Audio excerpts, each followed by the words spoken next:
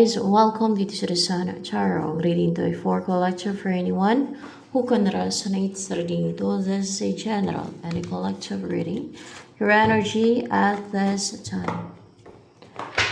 How can I fall? How can I fall when you just won't give a reason? Just won't give a reason at all. How can I fall? When you just don't give a reason. Clouded na yung isip mo na nagangad ka ng hustisya or balance or justice. Nagka-clouded sa isipan mo. Pero tuloy-tuloy naman ang work mo. You're contented. Peaceful yung isip mo.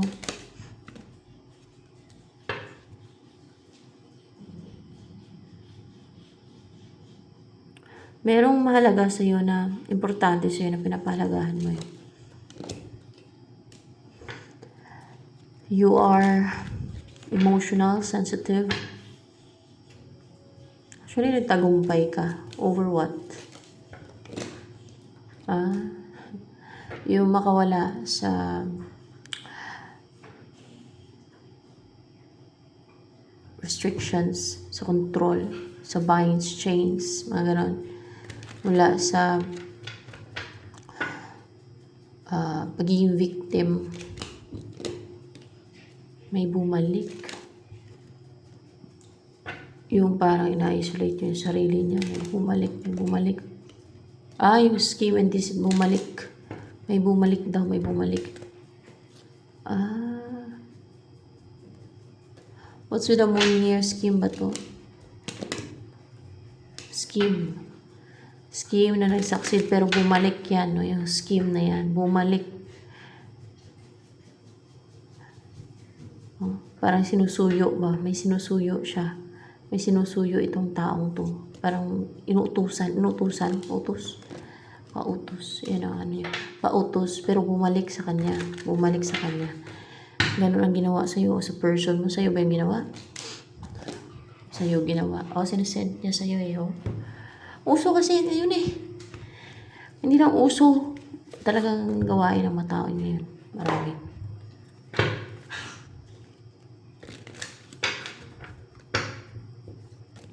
Message for you. Patience, please. What you're asking for is coming out. Have patience. There are unseen factors that need to occur first. Yan. Kaya na mag-translate. And defend yourself. Protect your energy.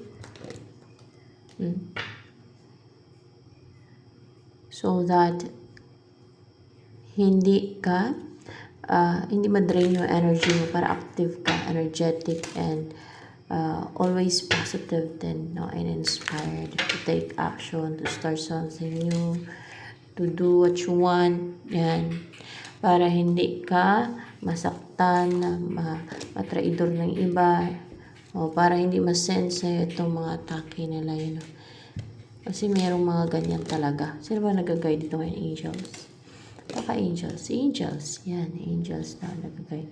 Para stable ka, para secured ka, para hindi mag-succeed ang enemies sa mga atake nila sa'yo. Para mawalan sila ng believe sa kanilang mga ginagawa na pang-atake.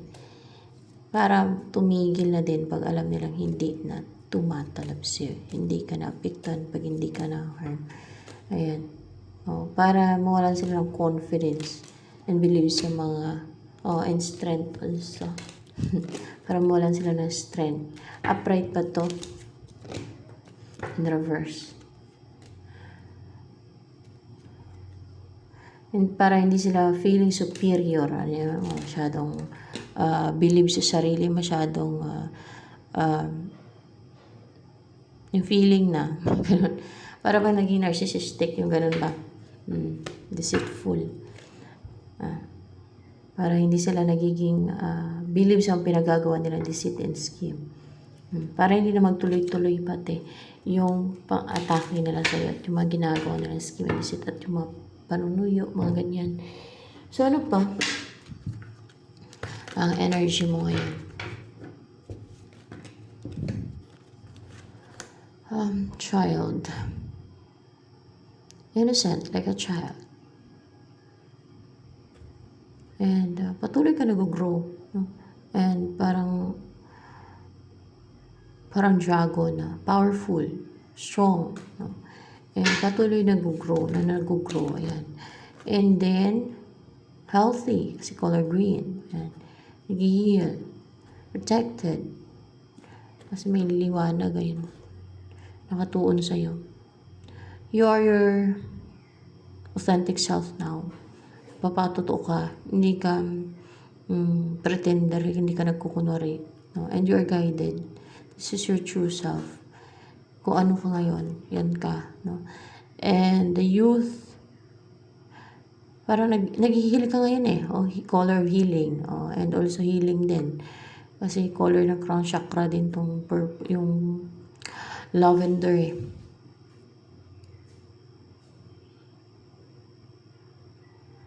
Nag-heal, nagpapahinga. Ganun, nagpapahinga, nagre-relax. O, diba? Parang nag-meditate. Yan yung energy mo ngayon. Kasi may mga pinagdaanan kang matindi, for sure. Ano, katulad nito, mga matinding pagsubok na ganyan. Parang mountain, sumisimbolo ng mountain. No? Pero napagtagumpayan mo na yun siya. And you're confident to show your true self, your real self, no? Bahala na yung iba kung ano yung sasabihin nila. You don't care, or wala kang pake. O hindi ka apektado kung ano yung sabihin nila tungkol sa'yo. Kasi kahit ano ang gagawin naman talaga ng tao, no? Merong masasabi at merong masasabi yung iba. Lalo kung naiinggit sila. And they will try to manipulate others, no? Kung ano yung tingin nila sa'yo. Anong dapat na isipin at tingin nila sa'yo. Meron pa mga tao na gagawa ng kwento, babalik ta rin nila para lang eruin yung reputation mo.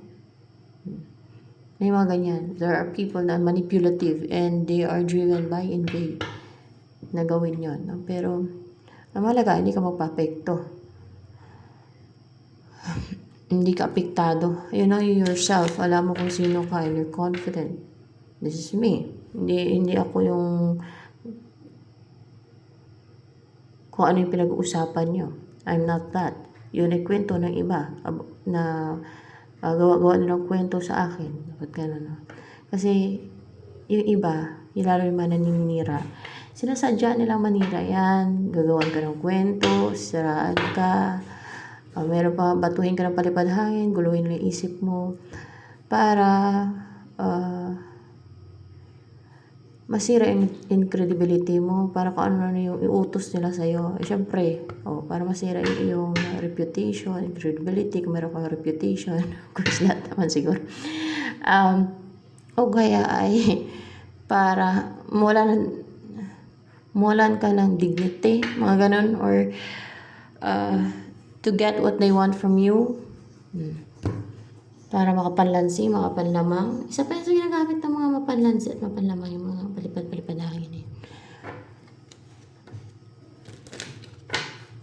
Meron pa yung mga budol-budol eh. Doon sa Iloilo, yung tawag sa city yun namin. Nambibiktima yung mga budol-budol gang, ang tawagin. Iba naman yung ano nila, parang nawawala sa sarili yung biktima nila. Tapos pag nakuha na sa kanila lahat, mga alahas nila, pera, nagtaka na lang sila, bakit wala na yung mga alahas nila. Basta ganun, parang sumusunod sila sa ng biktima sa kanila na budol-budol gang kung tawagin. May orasyon na ginagawa doon sa mga biktima, di ba? Wawa. Meron din yan sa dito sa Manila. May mga biktima din yan. Meron na taga dito sa amin. 20,000 wala sa kanya. Mga scammer ba? Mga ano ba? Mga ganun, mga budol-budol. May ginagawa silang orasyon.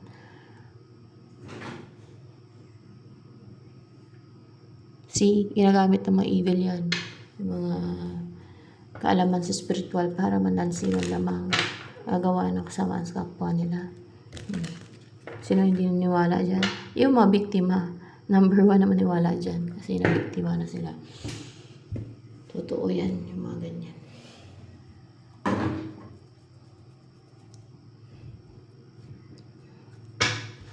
Dahil madami ng biktima niya. Hindi lang isa, hindi lang dalawa, hindi lang 100. Madami na.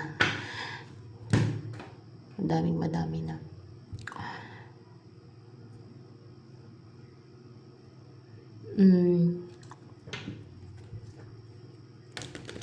Sino ang pursue sa'yo?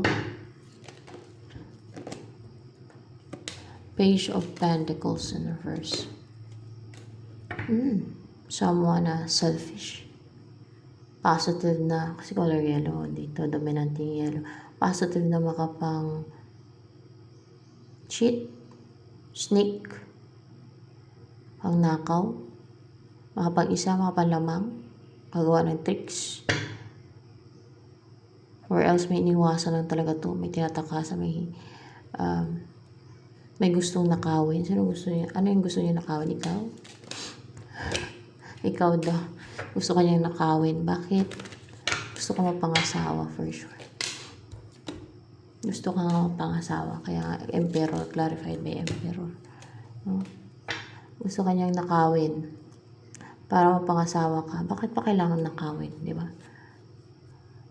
Baka sanay lang talaga magnakaw ng partner ng iba. Or sanay magnakaw ng ano. Gusto niya panakaw. Hindi siya matinong paraan. Natigil eh. May natigil dito sa person na to. May nahinto. Ano nahinto dito sa taong to? Yung pagja-juggling niya. Tuloy-tuloy na napajuggling siya ba? There is a new beginning cycle na. Nag-end na pala yung minamanipula siya, yung parang pinapajuggling siya ba ng mga magician. Dahil yung magician, may mga nagtutulong-tulungan, nag-uusap-usap, nagtutulungan sila para mag-juggling si person mo. See? Pero natigil na hinto na nagkaroon ng new beginning. Or else, kung si person mo to naging magician na siya, capable na siya, complete na yung tools niya, no, para hindi na siya mag-juggling. Instead, mag-pursue ka na niya. Yan. Baka mahal ka niya. Mahal ka ba ng person na yan? Ba't may King of Cups dito? Mahal ka niya. Mahal ka daw niya. Kaya, kung ma-ego mo niya o pride, dahil sa mahal ka niya, siya ang maging submissive sa'yo. Siya ang magpakumbaba sa'yo, o kung hindi man pakumbaba ay makipag-ayos sa'yo. Ganon. Para lang, ayan na siyang mag-offer sa'yo nito. Talagang lalapit siya at ibibigay niya sa'yo yung offer niya, yung cup of love, para lang magkasundo na kayong dalawa, para maging close na kayo, at para makasama nyo at makapili ng isa't isa. So, see? Queen of Swords, yan ang naisip niya. No? Kung hindi siya maging submissive, ay hindi ka din lalapit sa kanya. Hindi ka din naman lalapit sa kanya, i-ghosting mo din naman siya, o iwasan mo din siya, or siya din tong ma-left out in the cold. Siya din tong kawawa. Yan. Siya din tong nadi-destroy inside na parang natutupok. Na hindi makatulog. Nahihirapan. Unstable. Ayan. Hierophant. Siya din yung affected kung magpadala siya sa mga beliefs or sa mga paniniwala ng mga tao ba, sa lugar nila o sa lugar naman ninyo, sa lugar ninyo both, o mga paniniwala ng mga tao, no, ay siya itong magpatuloy na ganito ang ma-experience niya din, no, pagdating sa inyong koneksyon. Siya din naman ang magdurusa. At nakita niya sa'yo na, ano ka, you're strong, you're, may self-love, may self-worth. Yeah. And, matapang ka, no? Kasi color red, oh, na lumayo sa koneksyon na wala kang mahita, na walang kwenta, na dapat ay iwanan na o kalimutan na. Gano'n. O best person mo to. Malamang halata sa ready ay. Ano bang buhay ang gusto niya? Kasama ka. I was dreaming of bigger things in. It's not a yes sir, it's not a follower. I was dreaming of bigger things in. Yan ang gusto ko mga, mga kanta, active pa. Painda ka eh. May tunog mo ng manok.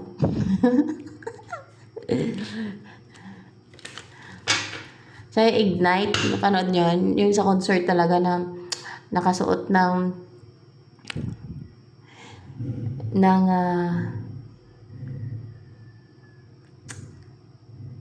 parang puti yung doon, yung singer na Ignite, yung kay Alan Walker. Nagko-concert siya, puti yung suot nun. Ang ganda. Talagang mapapawaw ka. Ang ganda. Yan ang magandang panoorin ng mga concert. Yung mga active, energetic, active. Yan ang gusto ko mga Yan din yung sa Dragons. Ang ganda.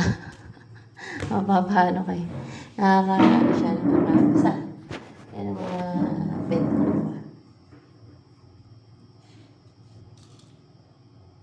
Energetic sila. Ano maging buhay niyo yan? Yung person mo na yan. Ano bang gusto niyo yung buhay kasama ko? Side. Simpleng buhay. Sa bundok. Sa bundok kayo titira. Ayan At magkaanak kayo. Yan. Umuwi ng simple. Magtanim-tanim sa paligid. Why not? Masaya naman kayo. Mag-alaga ng mga ibon. Pakain ng ibon. Hayop. At magsama kayong dalawa. Full of love. There's harmony, balance. Saya kayo together. Alaga ng mga daga. Pakain ng mga daga. May mga daga sa palayan. Mga ganon. And moon, lilipat kayo sa parang farm to. Farm ba? Gusto niyang tirahan niya.